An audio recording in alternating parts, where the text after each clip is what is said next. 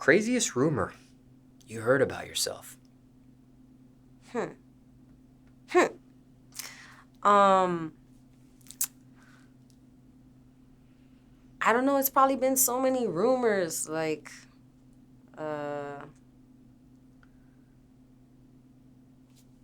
you know, did you fuck him? She was fucking him. Did you fuck Kodak? Was you know what I'm saying? Like, I mean, but that's just, it's not really crazy to me. Like, I think it's just normal stuff. That's what people do. Like, they talk, they make assumptions, they want, like, if they, to me in my head, like, if there's rumors about me, like, I've even heard, like, from my so-called friends have told me that their friends or sisters, whatever, they had group chats and sending my music in the group chat, and who knows what they said, but to me that's weird, like, you talking about me in a group chat. But it also lets me know, it's like, regardless what do they say, good publicity, bad publicity, is like they talking about you. So whatever they saying or whatever rumors, it's always, it's good to me because I know that, like, I have that power, like, I'm doing something. When it comes to rumors, let's use the Kodak Black one, for example, that you've already mentioned. Is that stuff that you address publicly, or you just sweep it under the rug and let people talk? I'll address it. And no, we have not smashed. I love Kodak. Like, I don't think he gets enough recognition. I love that man. Sniper gang forever. Strictly platonic, strictly business. Yeah, business, friendship, like, I love him. I love the whole game, for sure. How did you link up with Kodak? What was the story behind that? Um, I was shooting my Florida video. And so with my boys, they had made a call, like, hey, we're gonna come with Jazzy, gonna come shoot in Golden Acres. She got her video Florida, so I went over there, and I had me, all my dancers, my boys, the videographer, went over there, shot, and then, I guess he got word of it, and then after I left, he called on FaceTime and was like, yo, come back, we shooting the Senseless video. I was like, bet. So I went back. We shot the Senseless video. Bitch went viral. That video was hard. And yeah, that's kind of how we linked up first time. And then after that, he brought me on stage Rolling Loud. That was the coolest experience. And we kind of, we just stayed tight. We locked in. Did you technically perform on Rolling Loud when he brought you out? I didn't get on the mic, but that was definitely performing. I was all over the stage. I was, man, I was going crazy. And, like, the boys, they'll tell me, like, man, you had so much energy. Like, people from my Instagram, they're like, man, it was the energy for me. Like, I was dancing so hard and, like, giving it everything. Like, I was just turned up live. But I was going so hard that at the end, I was so out of breath. I'm like, damn, I'm about to throw up. Shit, I'm tired. But I was just having such a good time, I couldn't stop. So I just kept dancing, rocking the stage, representing. Now, was that the plan or was that spontaneous? Nah, it was a plan. I was supposed to have my other dancers with me. But when we got there, they made a whole big deal. It was just a mission getting into Rolling Loud, like searching the cars, if you didn't have the right ticket, and then each car. And so, like, it was an issue getting the girls in. And ultimately, he was really only able to get me. And he came out there, he walked out there himself, walked down the street. He was like, no, this is my dancer. He made sure that, at least I was able to get in, me and my cameraman. We wanted to bring the other girls, but Rolling Loud, they were rude. So, were the other dancers for you for some kind of performance on his set, or were the dancers for him and his show? Well, they were my dancers, but we were there for him, for Sniper Gang and for Kodak's performance. This was something that was already choreographed? Yeah, because so for the Census video, I brought my dancers from my video. So, these were my girls. And, we kind of wanted to, like, replay the Senseless video. So, I brought my girls. And so, yeah. So, when it's just you and it's Kodak and everybody on stage, is that something he says to you? Okay, turn up. I want you to dance and be all over the stage and do what you do, or are you just taking it upon yourself and just kind of filling in a void where you saw fit type of thing? Nah, definitely. We had to discuss it, because the plan was to have, all of us there. And he was like, you got to really turn up now because it's only one of you. You don't got the rest. So, like, I'm like, man, for sure. I got this. So what was that feeling like when you're actually on that stage? Man, for nobody that's been in front of 80,000 people, like, you just won't understand. To be in front of that many people, it don't feel like you're in front of that many people. They look like ants. So it don't really feel like too intimidating. It was really exciting, actually. It's really exciting, be on that type of platform. And hopefully next time I'm up there, I will be performing, my own shit. Were you nervous at all? Yeah. Hell yeah. Do the nerves go away at some point, or? Mm-hmm. I think the nerves go away, like, once it's go time. It's like before you get up there, it's like the anticipation, And I remember seeing a video, like, that my videographer had, like, before I got in. I just looked so mean. Like, my face was just like, but it was just, I think it was, part of me being nervous. Like, okay, I'm going to make sure that this goes right. How's this going to go? But once you actually get up there and you start doing your thing, like, you just be excited and you don't really think. Do you ever lock, I mean, I know you said it looks like ants, and this is for people that have never experienced this on your perspective, because fans and people watching see it from, the crowd's perspective. But you saying these people look like ants, do you ever get a chance to lock eyes with any particular person while you're on stage? Or I did, because I remember there was times when I was up there performing and, like, groups of people in the front would be, like, locked in on me and cheering for me for whatever dance move I was doing right there. And I do remember moments where I was connecting with people because for myself, it wasn't my first time performing as an artist. So I've been on stage, just not obviously not in front of that many people.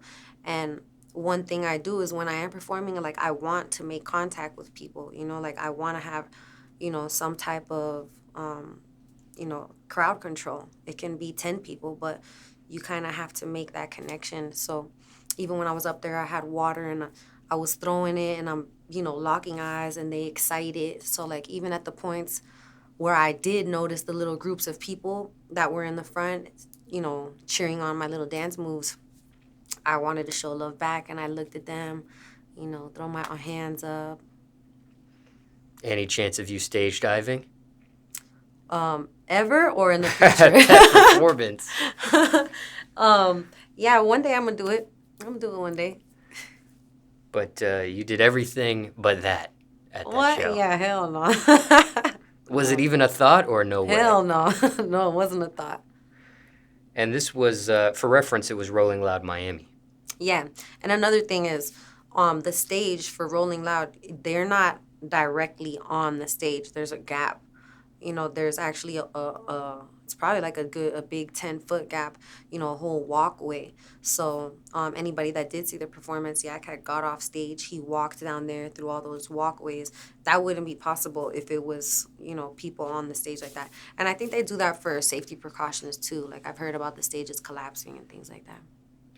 And Rolling Loud, from what I understand, I've never personally attended, but from seeing videos and just common knowledge or public knowledge of stuff that's already been posted and things of that nature, it looks like there's different stages for different artists.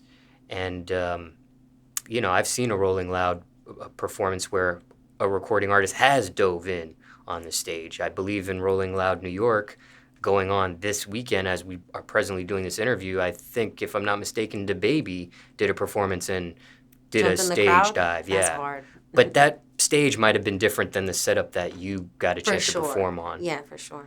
But I was just curious if that was even a thought. Nah. That's hard, though. Now, when you did do this performance, were you under the influence of any drugs? Nope. One thing I've learned going through my career is when I have to perform, if I have to record, if I got to do an interview, I go completely sober. Just because, I've been the person who used to get high and drunk before doing an interview or, showing up somewhere. And, I've learned, I've been in this game. Like, you look different on camera. You backtrack and be like, what did I say? So, yeah, anytime that I have something important to do, I'm completely sober. I don't want to be, I noticed that, like, weed, over the years, weed makes you, like, overthink. You might start second guessing yourself. And then you more nervous than you was if you were just sober. So I just choose to be, like, completely sober when I have, like, something important to do like that. And then drinking, you don't want to overdo something. And now you acting a fool. So, yeah, 100% sober. So currently, nothing in your body as far as drug-wise for this interview. Water. Yeah.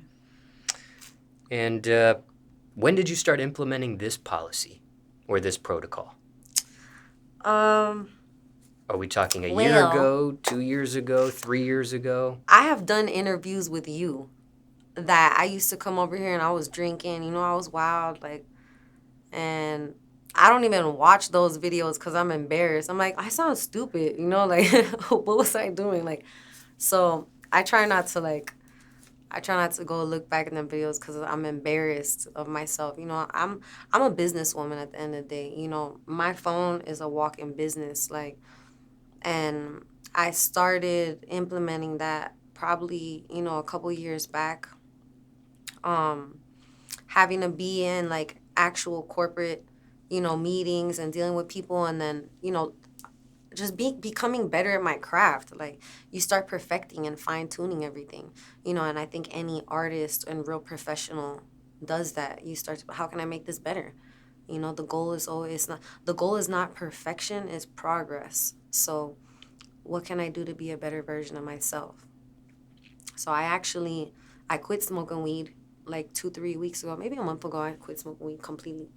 I might pick it up again, but right now I'm just completely clean, and I want to be the best version of myself. I'm really focused. I'm on the grind right now. I don't have time to be walking around with red eyes. I don't have time to be, second guessing myself. I be drinking coffee sometimes, get me up in the morning. I like to wake up early, and do my thing. So I'm pretty sharp, and I'm very quick on my feet, and yeah, I like to keep it professional. Was this the first time you've ever quit marijuana? No. Um, Before my sisters passed, maybe like 6 months prior to that, I had quit smoking completely. And I remember telling Rebecca, I had her in Vegas with me like a month before the incident happened. And I was sitting next to her in the car, and I was just like, it's the happiest I ever been in my life. Like, I just felt happy. I felt like, I didn't need nothing for me to, like, get through my day or for me to do anything. So, yeah, I have quit smoking weed before and gone completely straight. But, when that tragedy happened, I had picked it up again. I was drinking, like, I was going through it.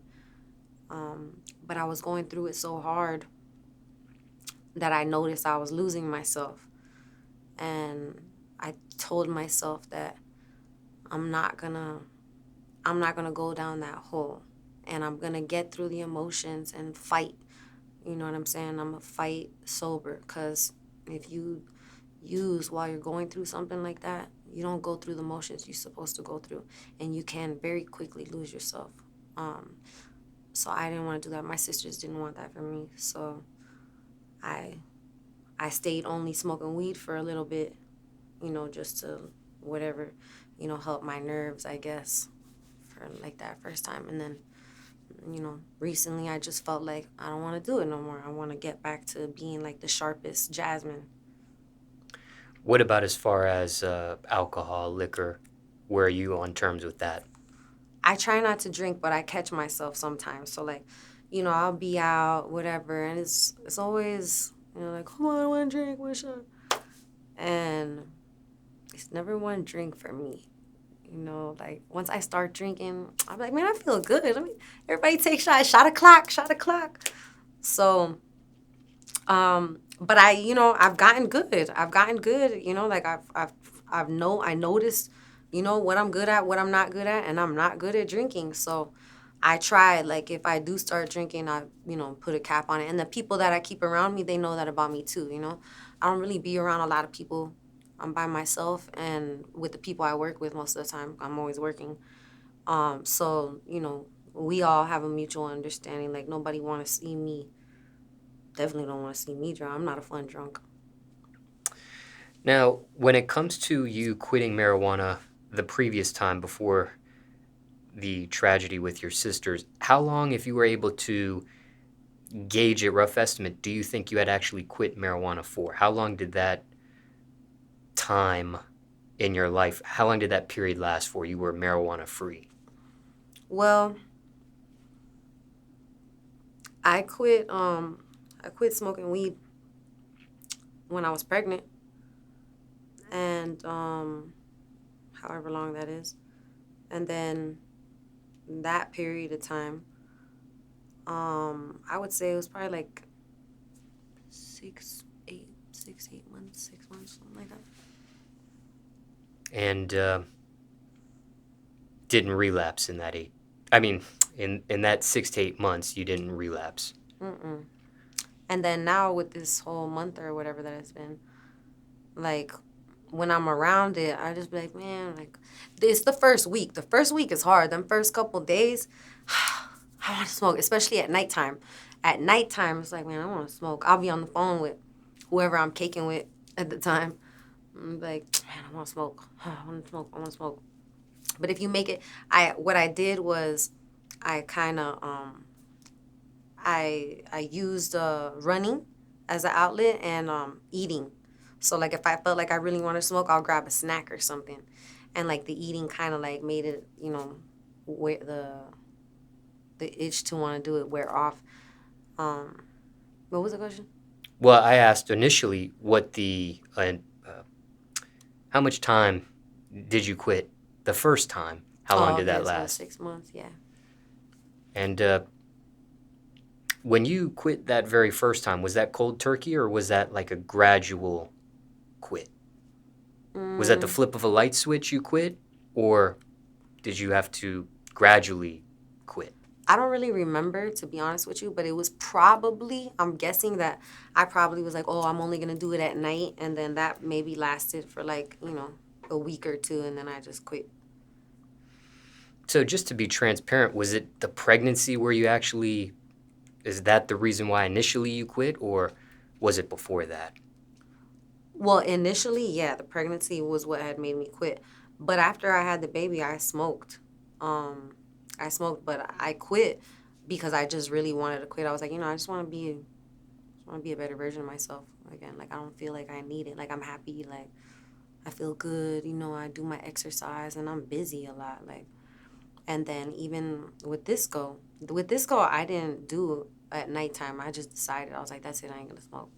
And I think there was a reason why I couldn't smoke. Um, I don't know. Maybe I had something. Maybe I got sick. Who knows? I don't remember. It was like a reason that I couldn't smoke for like one day.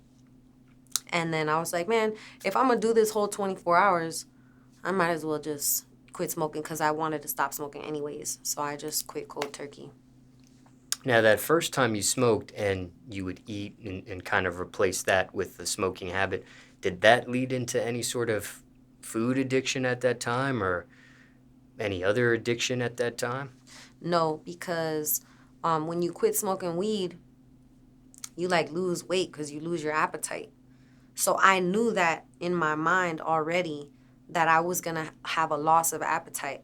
So for me to reverse that, when I felt like I wanted to smoke, I'm like, all right, let me eat a little snack, so that I don't make myself sick, because you got to keep your metabolism going.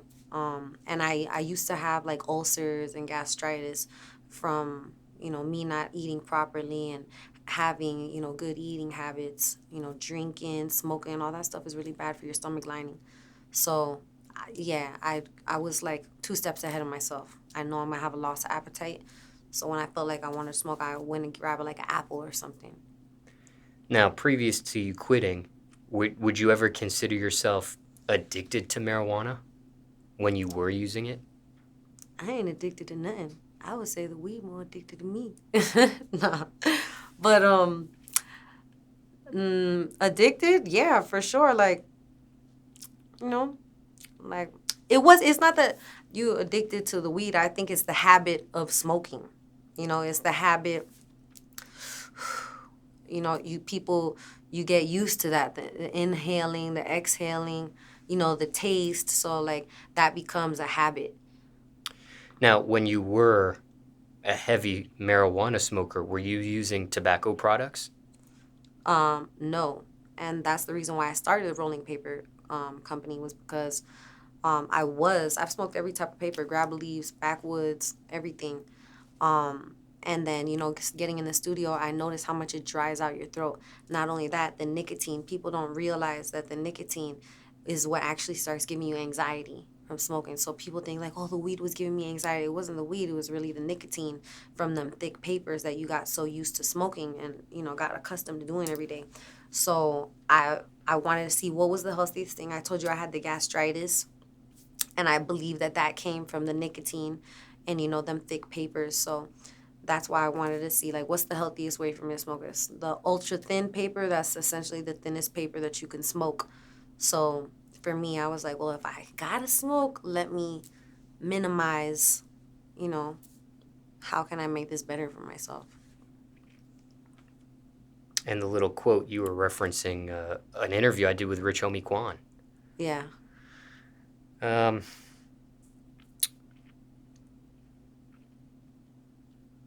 Now, what about, okay, I'm just going through some of these questions that I have written down. Um,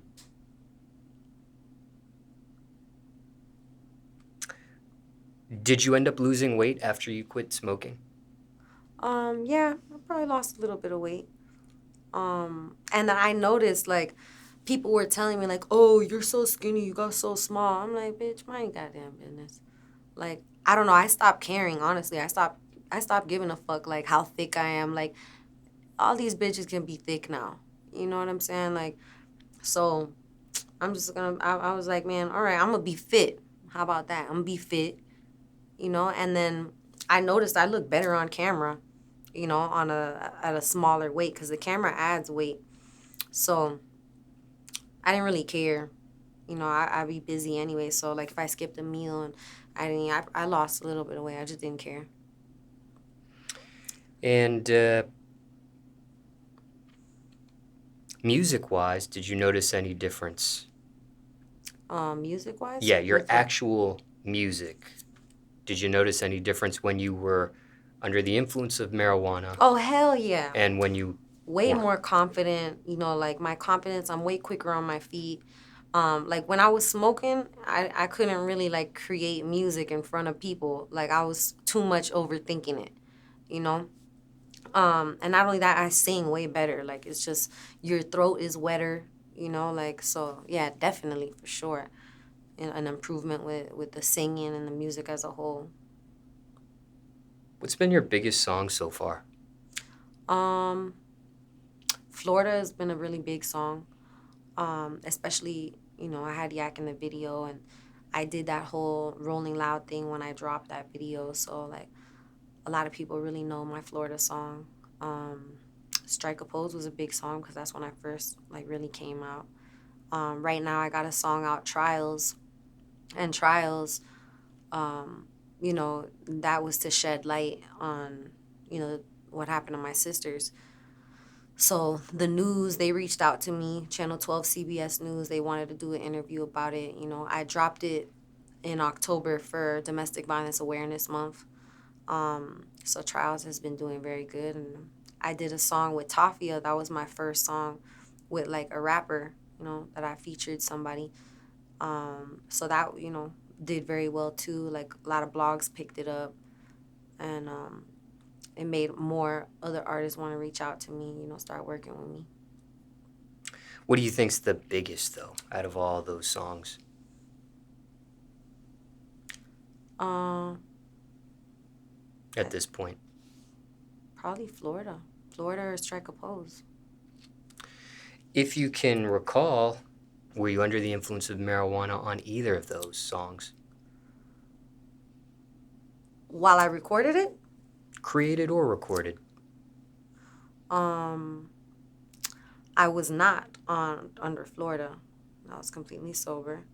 And strike a pose, I might have. Bitch, I might be. I might have first strike a pose, but I was smoking a lot at that time, so I might have been like, hi. You trying to smoke or something? There's a lot of questions about weed. No, I was just trying to just gauge a few different perspectives on when you were on it and when you were off. The reason why I ask when it comes to music and I tie it in there is because I'm wondering, okay, sometimes people are under a drug when they have their biggest song, and then they transition and they sober up. And I wonder if an artist is ever thinking, man, I can never get to the same height as that song. That's my biggest song, and I was under the influence at that time. So do That's they true. look at it as like, do I need the aid of that drug to create my next song that could be as big or bigger than that? Or can I break that? Can I create a song to match that or bigger without being under it? So I do agree. I've seen like a lot of artists who were on pills per se, and they made some of their hardest records. But I don't think that that's the case for me. I think like my creativeness, and I kind of like I don't think that weed makes too much of a mindset like influence difference. You know what I'm saying? I think if you talking about pills or alcohol or something like I think that would be more of a difference. I don't think weed would really like change your personality too much like that. now circumstances could be different for everybody, but anything you would say to somebody watching this that has a marijuana addiction right now and they're trying to get off? Well, if they trying to get off, it's your mind. You know, mind over matter. It's kind of like running a marathon. You know, it's not hard. You're not fighting nobody. You know what I'm saying? It's a mental battle. You know, so you kind of just you battling yourself, and you got to make a decision to be like same decision you make when you want to go to the gym. It's that decision to actually put your shoes on. That's the hardest part, and walk out the door. Um, so if you're actually trying to stop, just make a decision with yourself and go for it. You know, stick with what you said. Be a person of your word. Stand on what you said. If you don't feel like smoking, I mean, if you don't feel like you want to stop, I don't think there's nothing wrong with that either. I don't think there is anything wrong with weed. I don't think weed is something that endangers anybody's life or anybody else's life. You know, on the contrary, weed has a lot of benefits. You know, it helps a lot of people with epilepsy, people with depression, people with anxiety, people with eating disorders, nausea, menstrual cramps. There is a ton of benefits from with marijuana, CBD, CBG. So if they don't want to stop, I don't see anything wrong with it. Just curious here though, when you were a marijuana user, was it medical purposes back then for you personally, or was it recreational? I actually, because I had the stomach problems, weed was the only thing that helped me curb that. Um, so I was able to offset whatever I was going through with my stomach problems with the weed. But then I just kept doing it because I got used to it and I liked it. So just to be add a little bit more clarity, did a doctor actually prescribe your stomach issue with marijuana? I was given a recreational license in the state of Nevada, but before that they had that possible, I was smoking weed. So yes and no. They did eventually, but before that, no. Okay. I didn't know if you were self-prescribing yourself for the stomach issue or a Yeah, I doctor did. actually. Okay. Yeah, I did self-prescribe.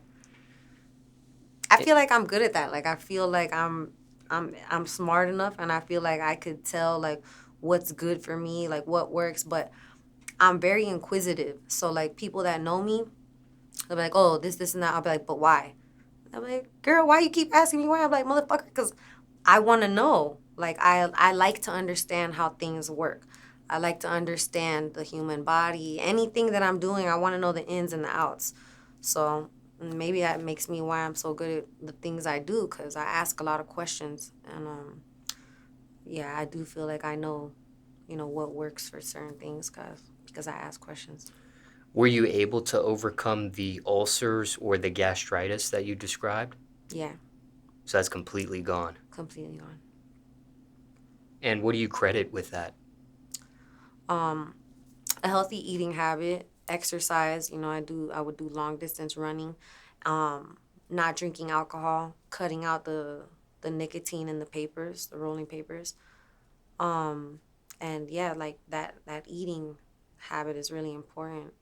Making sure you get your meals throughout the day, and drinking alcohol and like taking pills and partying really hard is really bad for your stomach lining. So cutting all that shit out helped me a lot. How long did it take for you to turn that around?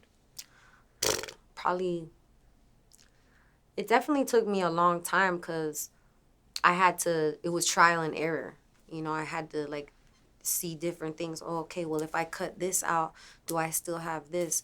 And ultimately, cutting the smoking out completely does like the last final thing. Like the smoking weed helped me, my appetite, curb all those different things. But the last thing you have to do was completely also stop smoking, because no matter what type of paper, what bong, smoking isn't good for you.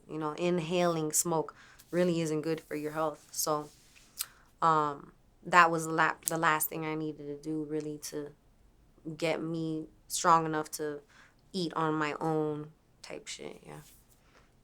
And again, circumstances could be different for everybody, but anything you would say to somebody suffering from gastritis watching this interview? I mean, I pretty much said it. Is stress is a really big cause of gastritis. The papers, smoking's not good for you. Cigarettes are not good for you. Alcohol ain't good for you. Pills are not good for you. Having a healthy eating habit is very important. When you wake up, breakfast, you break the fast. So, you're fasting all night long. It's important to break that fast. Drink a cup of water, stay hydrated, proper sleep, and no greasy foods, no fast foods. Try to eat home cooked meals. Fruits, vegetables. Now, I have two more follow-up questions, and then I'll be done with my marijuana quiz for you, okay? Okay. Uh, how long do you think you were probably addicted to marijuana for? So, how long were you addicted to marijuana? Who said I was addicted? Um, I don't know. I smoked weed for so many years. I was a heavy weed smoker for so many years. And I had my times when I didn't smoke. So a long time, a long time. I smoked weed for a long time. And again, like, I don't see nothing wrong with it. I might smoke weed again soon, but right now I'm on a break. I might have misheard you. When I asked you initially, were you addicted to it? Did you say you were or you weren't? I couldn't remember. I did the meme. I repeated the Oh, meme. And then yeah. I said it wasn't so much an addiction. It was more being used to the habit Ah, of okay. inhaling. Got you. Well, come on. We've talked about so many things, so disregard that last question then. Got you. But I will ask you this.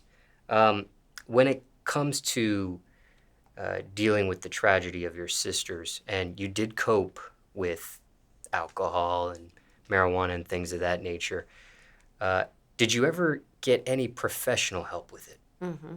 Yeah. And I'm really grateful that I did. I think therapy is really important, just for anybody. You don't have to be going through a crisis to be going through therapy. Therapy is really healthy. But I needed it. I needed it at that time. Like, I was going through it really, really bad. I was getting grief therapy like twice a week, maybe even 3 times a week. Like, and it helped me a lot. Did they know you did music at all? Yeah. What did they say about your music? Well, music is a form. of therapy in itself. So music was a positive influence for me. You know, like when I get in the studio and I dial in, like, you know, it helps me get out things maybe that's on my chest at the time. So yeah, they would tell me to continue, you know, doing the healthy things, the running, you know, the music. But it wasn't too much talk about, you know. Okay. I didn't know if they, I didn't know if they computed you doing music and thought that was a good thing while you were going through this or not. So I was just curious what they thought. No, it's a positive. It was a positive outlet. Okay. Now I want to ask you this.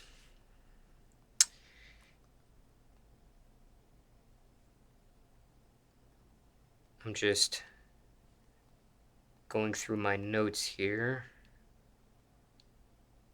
We did get sidetracked for a sec, so I'm just finding back my place. Oh, okay. All right.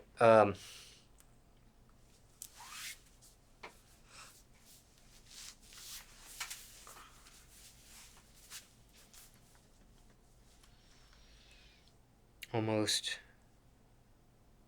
ready. I'm just kind of skimming through what I want to ask you next here.